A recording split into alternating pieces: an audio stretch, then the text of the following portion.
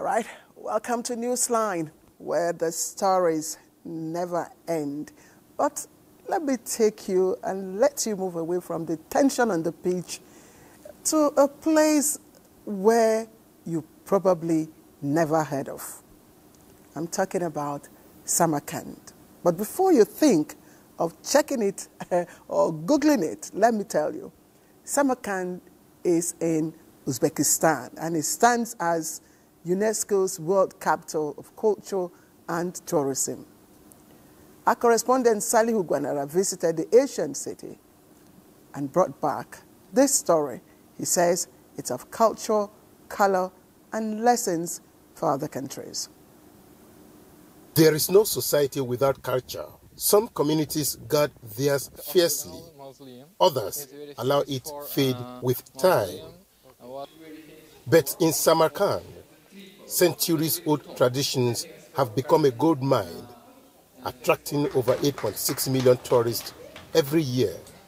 A recent report from the Uzbekistan government shows that in 2025 alone, the city has already contributed 305 billion sums out of the 2.2 trillion sums generated from tourism, a figure expected to triple by end of the year.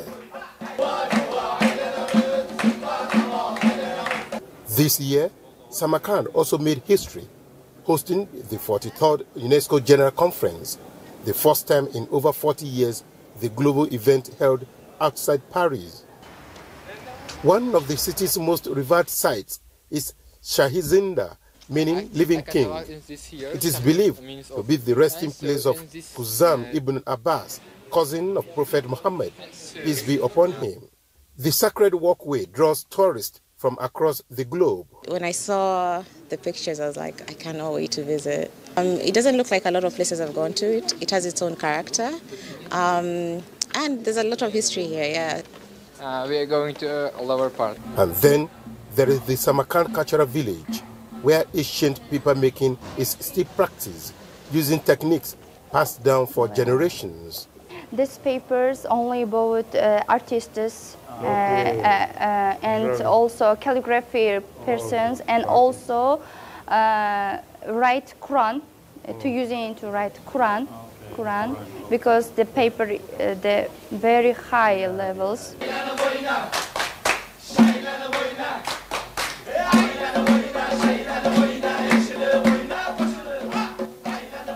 No less iconic is Registan Square.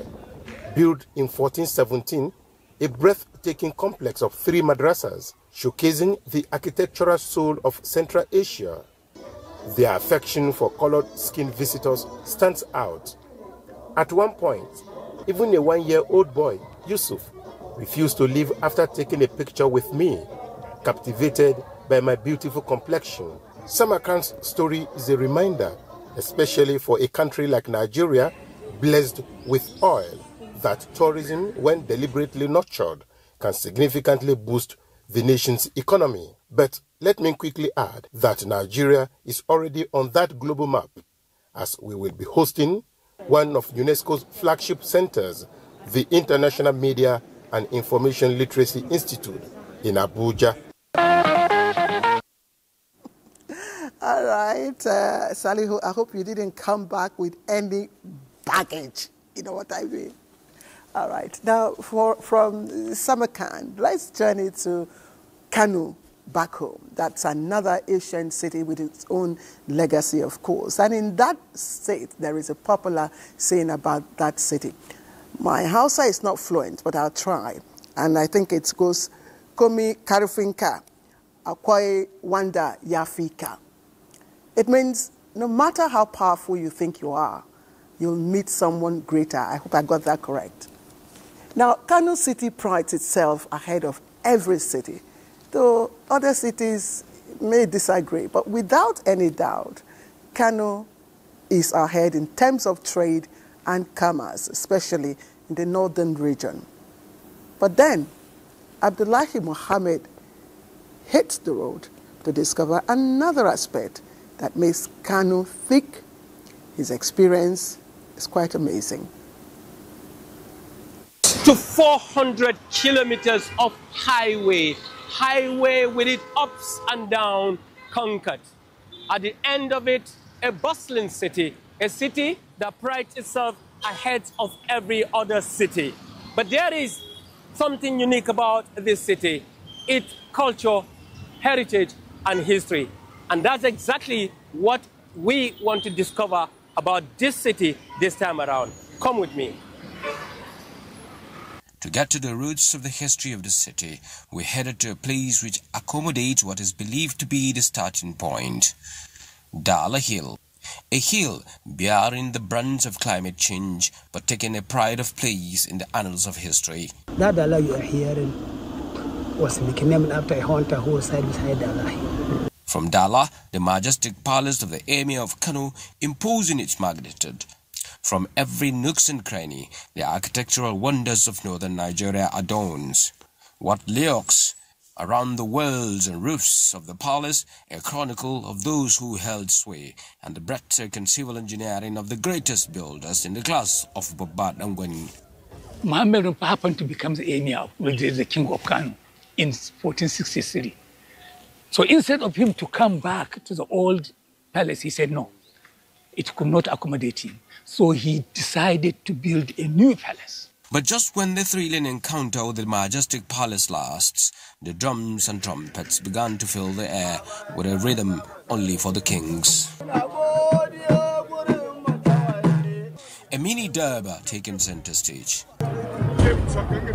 In ceremonial mood, the costumes, the envy of the rainbow. The horses like the great warriors Barbushe, Ibrahim Dab and Aliu Babba, who fiercely stood against the colonial invaders. The city gates have always served as security, but their names also remain significant. There were 13 gates across the old city wall, the wall that surrounds the old city of Kano, with subsequent ones added, like Sabor Kofa here, which was established in 1933. Each of these gates have names that chronicle what happens during the period of establishing those gates. Kofor Mata, key in the chronology of the city gates, but most importantly, it still retains a cluster of the oldest dye pits, which places Kano among the oldest textile hub. This place is referred to West African Hospital because most of the implements used in dyeing are all made from natural substances. So the fermentation of the water as a result of dyeing, they use it to cure various diseases like skin disease. Resting the pen while inscribing the heritage of the people of Kano would be like abandoning a critical part of history. The history of Gidam Makama is like the icing on the cake. The architecture, amazing. But most amazing are the artifacts being preserved. It's a 15th century building that was built in 1440 by Abdullah Abuja, who eventually gave it to his grandson, Muhammad Rumfa. An art gallery in the middle of the city also joins the tripod in keeping the heritage on the tracks of posterity. Rounding off the move to set on a new pedestal the heritage and culture of the descendant of Dabo, as the streets of Kano, like most cities in northern Nigeria, bustling with rising investment and huge opportunities, especially in agriculture, but an ugly trend, a trend that needs swift attention and action. Beautiful, fantastic. Thank you, Mohammed, for that story. So let's move away from the colors and splendor and commerce of Kano to bring you, a flavor that every Nigerian knows. And that's talking about the good old boli. It's called boli in the west, bole in the south, and so many other names across Nigeria and most especially Cross River State.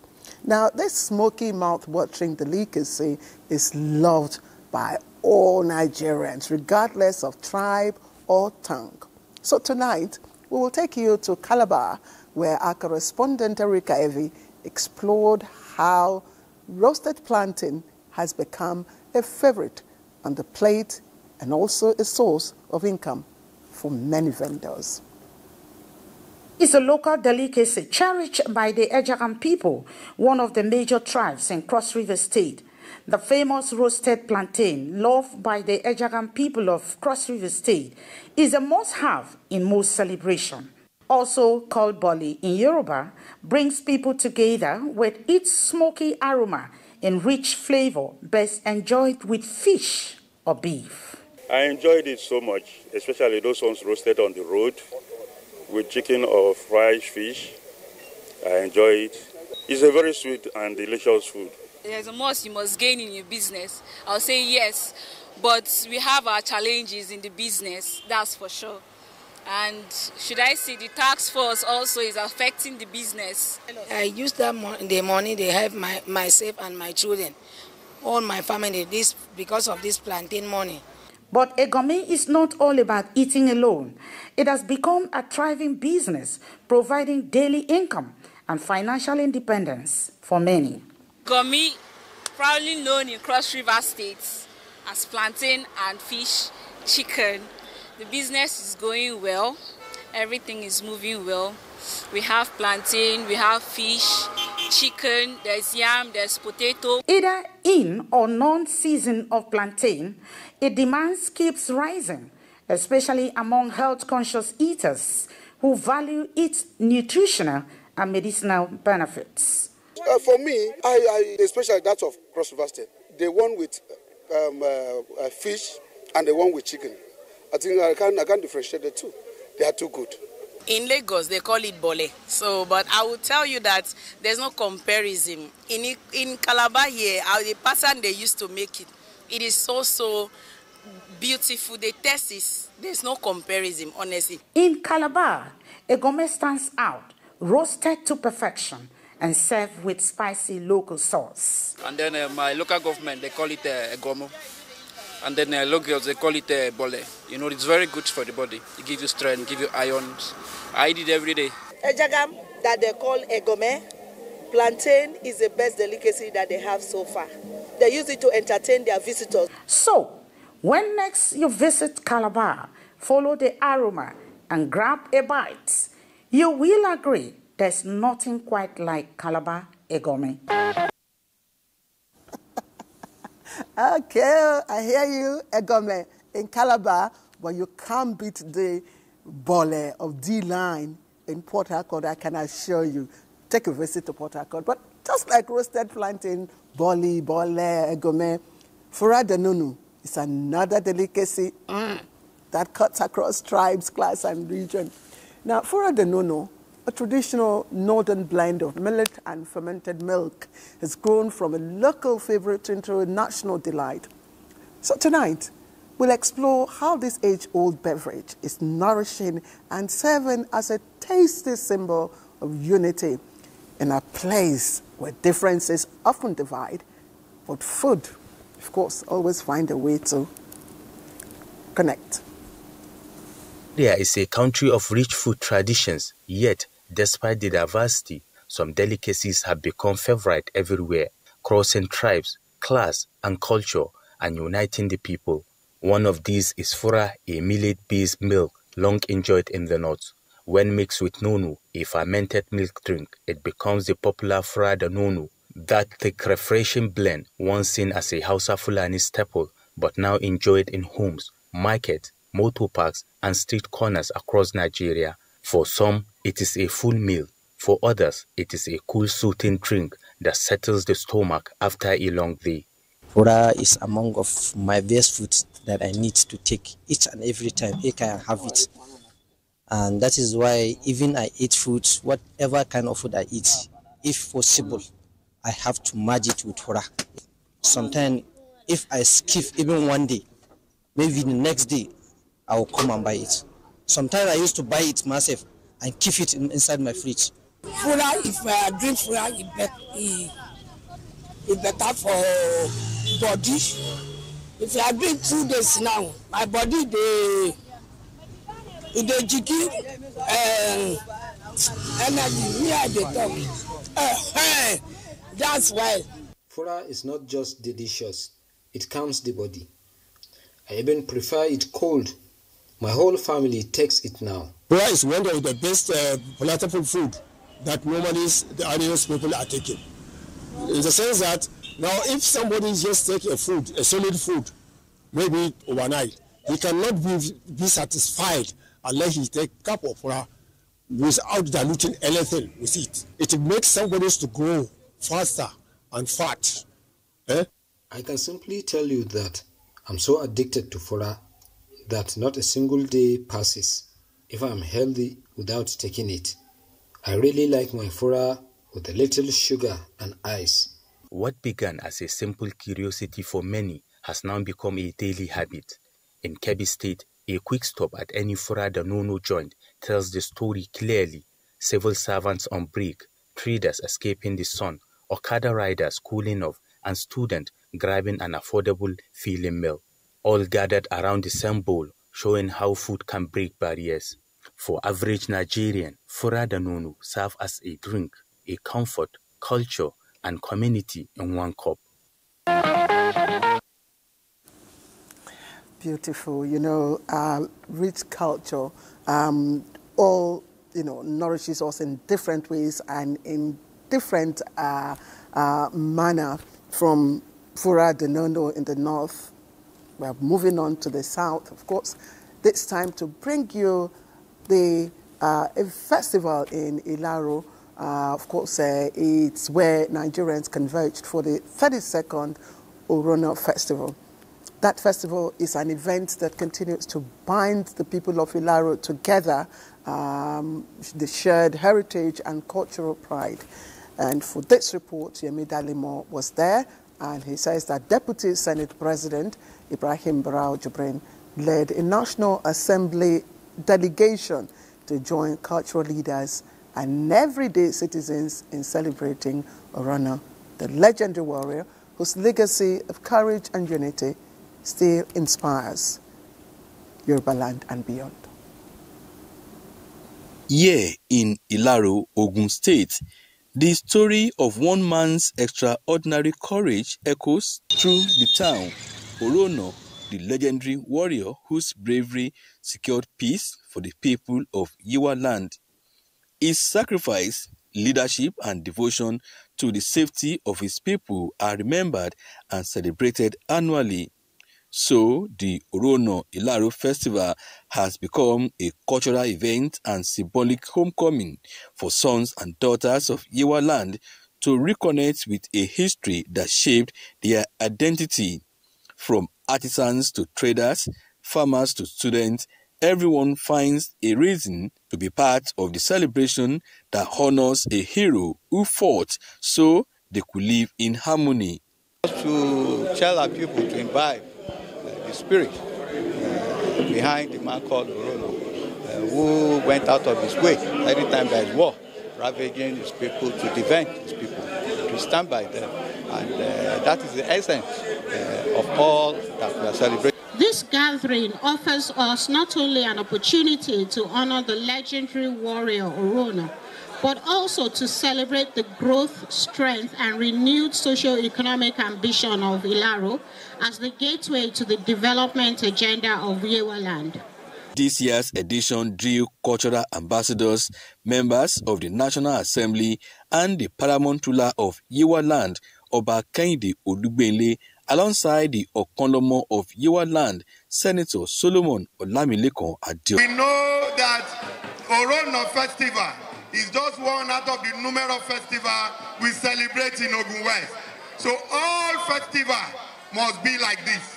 The Orono Ilaro Festival is celebrated in Ilaro annually to preserve, uphold, and celebrate the rich cultural heritage of Ilaro. And it reminds us that we should always jealously guard and protect our cultural heritage for us today and for generations yet unborn.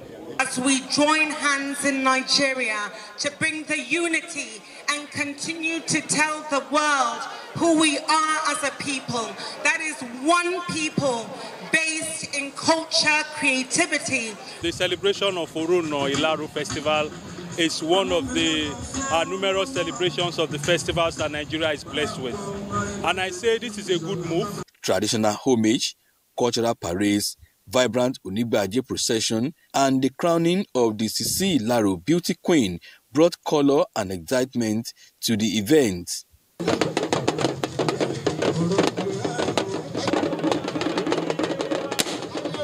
Before departing Ilaro, the Deputy President of the Senate inaugurated the ultra-modern Ilaro Recreational and Fitness Center, a project many community members believe will boost tourism and youth engagement. It was a fitting climax to the 2025 edition of the Orono Festival, a celebration that continues to strengthen unity and drive economic development across Yiwa land.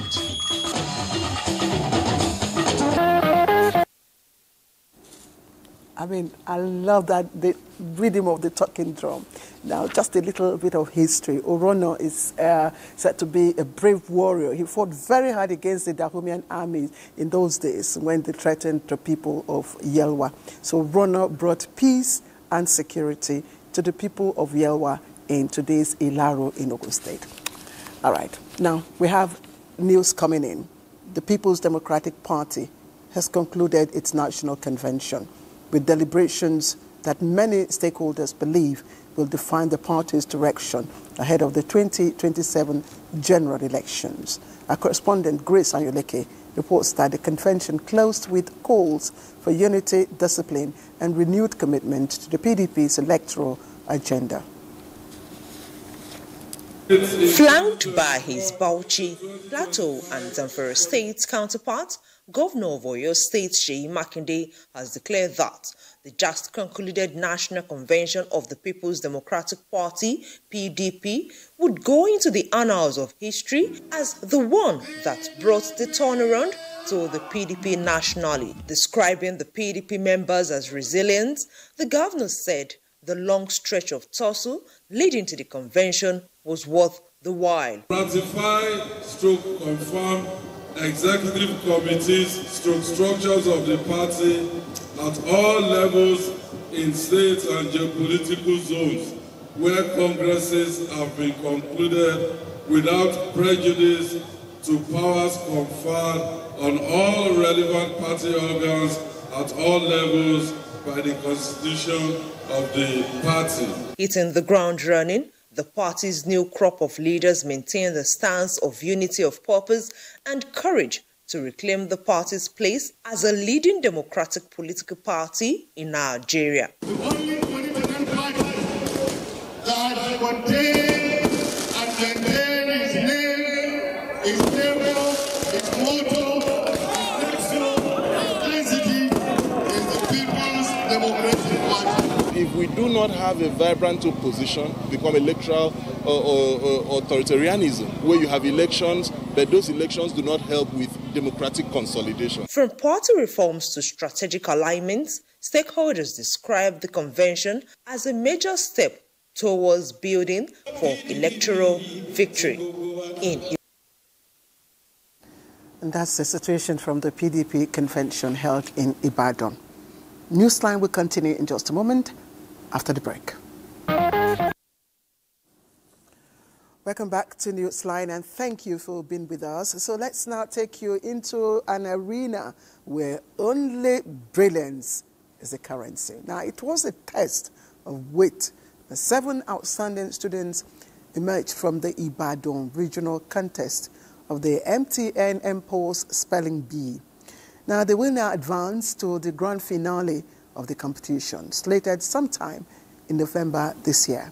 Wasiu Rauf reports is compiled. Well, Wasiu Rauf compiled this report and is presented from our studios. SUPERFLUOUS, superfluous. That's correct. The initiative was not only to prepare students for academic excellence, but also to equip them for greater responsibilities in their future endeavors. It brought together participants from various schools across Ibadan who had the opportunity to compete in different segments of the Ibadan Regional MTN MPOS Spelling Bee competition. The contest, centered on accurate spelling and proper pronunciation of English words, also tested the confidence, composure, and intellectual agility of the young contestants. The things we're trying to build at MTN has been literacy, which we feel very passionate and strongly about. And most importantly, trying to see how we can empower the students as well as the schools by giving back to them, most importantly, yes. The general manager of MTN noted that the competition is structured to build and enhance the capacity of students, grooming them for leadership and instilling a sense of accountability. The objective at the end of the day, like I said earlier, is we want that culture of learning and ensuring that what you have learned, what you envision to be, you can become. When you practice, train and learn very well, when you are coached very well, you can become whatever you want to become in life. Students who successfully scaled through the rigorous stages of the regional competition now stand a chance to participate in the grand finale, slated for later this month. Very much fulfilled because all the sleepless nights and studying paid off. I studied words that maybe I don't know. I write them down, study the dictionary, and so on. The overall winner is expected to receive a cash prize of 5 million naira, a laptop, and a rare opportunity to serve as MTN CEO for 1 day. In addition, the winner's school will receive 10 laptops and 10 million naira project intervention.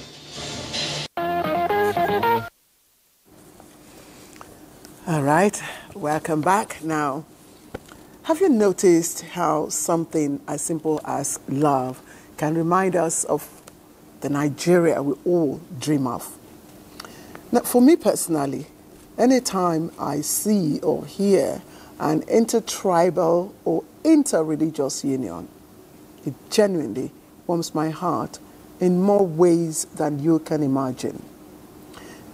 It's a quiet but powerful reminder that beyond our differences, we are one united people, one Nigeria. It's not my story, so don't think it's my story. It's the story of Mariam Maina, a Kanuri woman, and Mubarak Yusuf, a Yoruba man. Now, these are two young Nigerians whose love has become a colorful blend of culture and tradition. And our correspondent, Ibrahim Dan Amidu, says the union is the fusion of two rich cultural heritages. And I agree.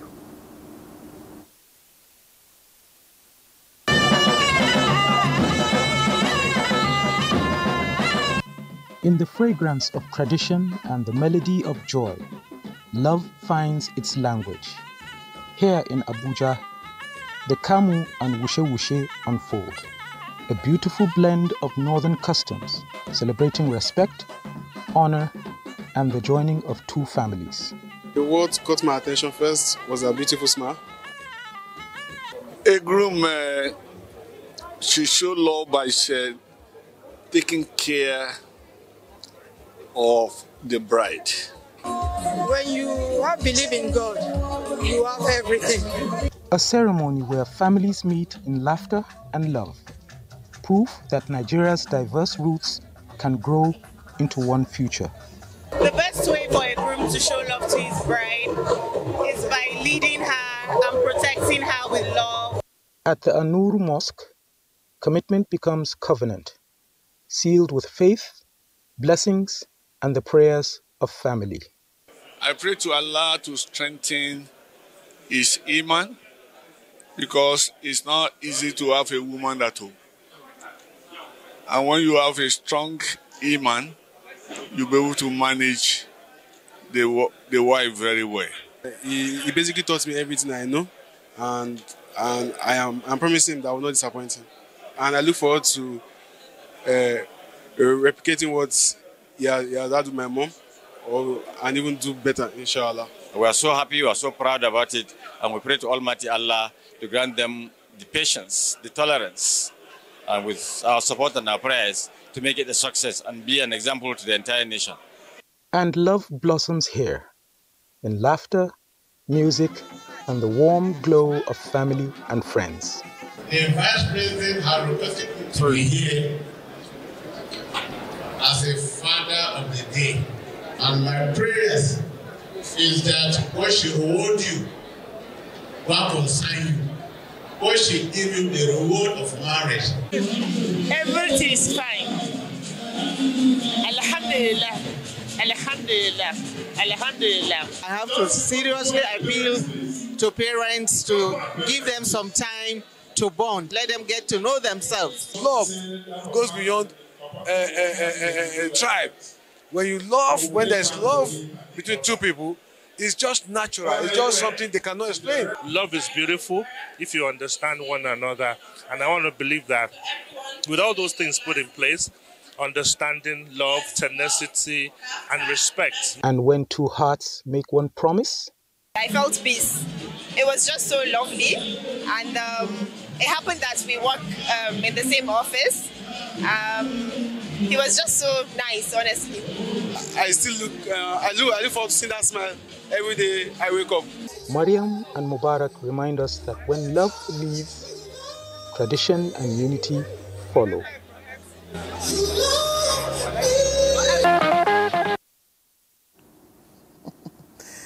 Oh, I get goosebumps. Someday I might also share my own intertribal, interreligious marriage. But I can assure you, the lessons I've learned didn't come cheap. Let's move on to other generations, where marriage means a woman must give up her maiden name to take her husband's.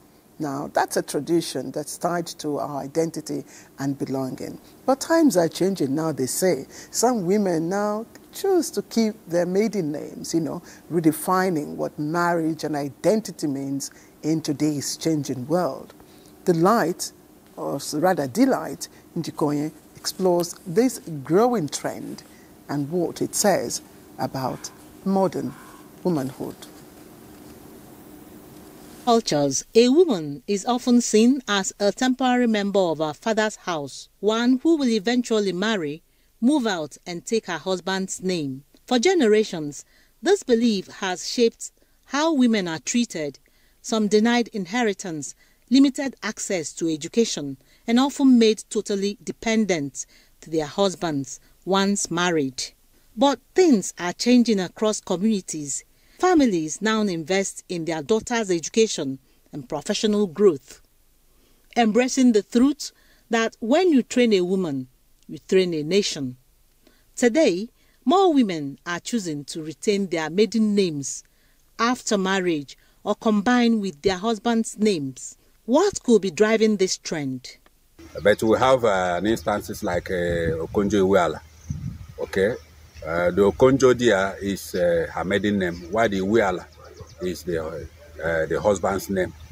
So all is because of, the process, the certificates from primary school, secondary to the university. You will go to court, you will do your newspaper publication, you will do affidavits. So when I think about the stress, it draws me back from changing my maiden's name.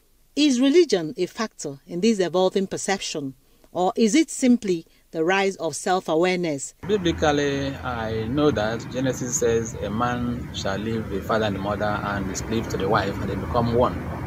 And that oneness is, for all intents and purposes, one. And that's why we appreciate women who will make that sacrifice of abandoning their father's name to answer their husband's name. As far as Islam is concerned, it's by choice. If a woman, got married to her husband, she's supposed to change her name to be the name of the husband, to be her surname. But if she decided to maintain her family name, it's allowed. It is important and traditional that a woman should change her maiden name to her husband's name, and that is her new name, because she had left her father's house and coming to another man's house. There are legal and social implications when a married woman decides to keep her maiden name. From that moment, the lady inherits in the husband from the husband's. You can't be answering your maiden's name and still intend to inherit or maybe share from your husband's. It is not possible. While the law does not compel a woman to take her husband's name, many believe the decision should be a mutual understanding. between couples, one built on respect, love and shared values, because in the end, what truly defines a family isn't the name they bear, but the bond they share. Well, I am Claire Dilabu Abdurazak. I choose to acquire my husband's name. I may be old-fashioned, but I feel it's the right thing for me to do. Let's take a short break. You're watching Newsline. Now we'll take you to Nasarawa State, where the state governor, Abdullahi Sule, is leading the harvest of rice from the government-owned farm. It's an ambitious government project to cultivate 10,000 hectares and has continued to create jobs and prosperity for the people of the state. It's now in private partnership arrangements, and Nasarawa is set to unleash its own Nasako rice in the Nigerian market. Aliu Tijani reports for Newsline. It's harvest time yet again in Nasarawa, and Governor Abdullahi Sule shares in the excitement. From the success story of the first harvest in 2024 in Jangwa, and now paddy from 3,300 hectares going into the bags, clearly signpost Governor Sule's relentless pursuit of food self-sufficiency. Last year was only 2,000 hectares of land. This year we did additional clearing of 1,300, making it 3,300 hectares. By the grace of God, next season we will expand by another 2,000 hectares of land. It's a full-scale agricultural revolution, from mechanized farming, improved seedlings, to the top-notch management that create jobs for youth in their hundreds. Governor Abdullahi Sule looks forward to a record yield that will move the state closer to becoming Nigeria's next rice powerhouse. Silvex International Limited is partnering with the state government for milling and processing of the paddy. So they are coming all the way to the farm with all their gadgets. We are harvesting, we are bagging, we are weighing the rice right here inside the farm, and they have brought their trucks and they are taking the rice directly from here. But the most important thing for the good people of Nasarawa State to know, they are going to now bag all this rice, the finished product, in our name. So it is going to be Nasako. But I have never seen a place where these deals are actually thoroughly negotiated in the interest of the state, like what we have today. Beyond the taxes we are going to be paying, and beyond the value we are also going to add, Nasarawa State is going to be sharing the end profits. For the state government, the commitment to food security, in line with the President Tinubu's aspiration, is total. From land clearing, from seed acquisition, from cultivation, herbicides, application of fertilizer, harvest, and sales. I have to thank His Excellency for all the support from the beginning. If it were not because of the support he gave, this farm would have not been possible. For Nasarawa State, agriculture is not just a policy for the present administration, but it is a passion and a pathway to prosperity. As we witness the beginning of the making of Nasako rice, the message is clear. The state agriculture has moved from policy to measurable results. I might as well consider relocating to Nasarawa State. Now, have you ever seen or imagined seeing a ghost? For many people, ghost encounters are not just stories, but experiences they swear are real. Now, a ghost is said to be invincible, yet some people insist that seen spirits take human form, offering proof that makes even skeptics pause. But why do these sightings persist? Are they shaped by culture, faith, fear, or even true encounters? Rosemary Mani tries to uncover the mystery.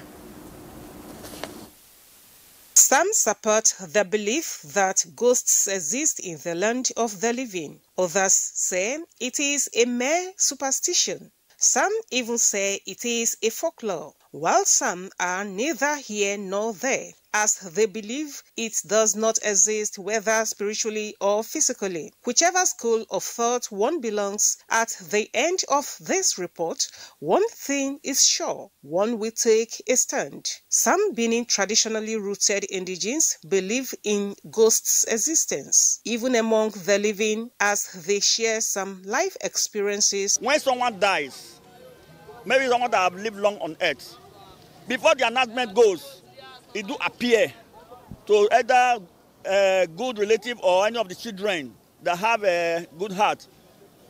Maybe at the time you must have a phone to such a, and they will tell you that, I saw him not quite long, that they will not die the time he give up here.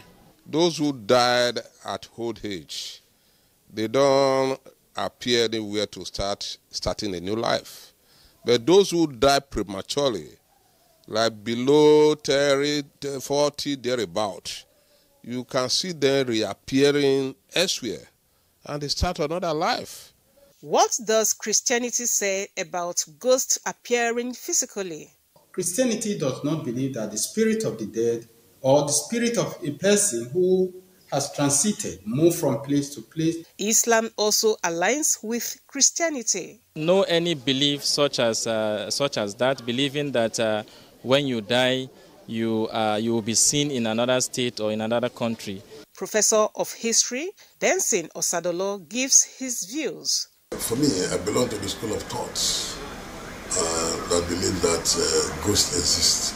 In the normal way of life, before the Europeans came to us, there are certain days that people didn't go to markets or didn't go to farms because they believe that those days, that is when these ghosts appear. Somebody is doing bad, the soul belongs to the devil. That is what devil use to scam people in this world. That if human being die, there is a spirit after death is life. Ghosts, they say, are not harmful, so whether or not they live among the living should not be a source of worry to anyone. Go ahead and live your life, eliminating any form of fear or anxiety. All right, the only ghosts I've encountered so far are the ones on Hammer House of Horror. Even they give me the chills, so I prefer it that way. Let's take another break. Now, in a time when skill and hard work are key to survival, one family in Ilorin is proving that no job is too small to make an honest living. Now, along Fateh Road, Olatunde Abdullahi and his 3 children work side by side as vulcanizers, turning a simple trade into a source of pride and unity. Ahmad Fulani brings us the story of this inspiring family and their uncommon bond through labor. Along Fateh Road in Ilorin, a small family workshop hums with the sound of air pumps and tools, where a father and his 3 children, a boy and 2 girls, work side by side, repairing punctured tires for motorists. Seeing the Abdullahi family bent over tubes and tires has become a familiar and inspiring sight. Their teamwork and determination often draw admiration from customers and passers-by alike. They always come to my shop when they leave school and observe how I work until one day when I came back and they work making more money before I return. That's how it began. Mr. Olatunde Abdullahi says he deliberately introduced his children to the trade to equip them with a skill that will save them the stress of searching for white-collar jobs in the future. While some may see vulcanizing as a low trade, the Abdullahi family sees dignity in labor and an opportunity to build a better life through honest work. This organizer of a team is like a surprise to me, especially these children, they are girls. They need help from government and individuals to empower them so that they can be self-sustained and teach more people. To many motorists along Fateh Road, the family represents discipline and inspirational proof that hard work pays, no matter the form it takes. We focus on our academics since 2021, and I love the job that my dad is doing. It's my daddy that taught me. We love our dad because he's doing the work. So we also want to be with him, to be help him doing the work. So And when we help him, I see that the work is good. That is why I'm following them so we work. Interestingly, the young vulcanizers are not giving up on their education. Khadijat and Belkis are both students of Government Day Secondary School, Fate, Ilorin, balancing schoolwork with helping their father after classes. Their elder brother Yusuf has completed his secondary school education and is now seeking admission into a higher institution. Now clap for her. I want her to keep it up, to continue the way she has been doing. She has been doing very well, very fine in the school. She's a very good girl in the class. She pays attention, very brilliant, and I learned she helped her dad in his workshop as a organizer. She performs very well. She is good, she's intelligent, she's brilliant, and she also have the memory to read. The Abdullah family story mirrored that of many hardworking Nigerian families, finding creative ways to survive, thrive, and uphold the age-old truth that no work is too small when it's done with pride and purpose. All right, just to make sure that we don't overrun our scheduled flight, you'll have to check in with us again next week. But here's my 2 couple piece for the week. The forest was shrinking, but the trees kept voting for the axe. For the axe was clever and convinced the trees that because its handle was made of wood, it was one of them. Think about it, and good night, everyone.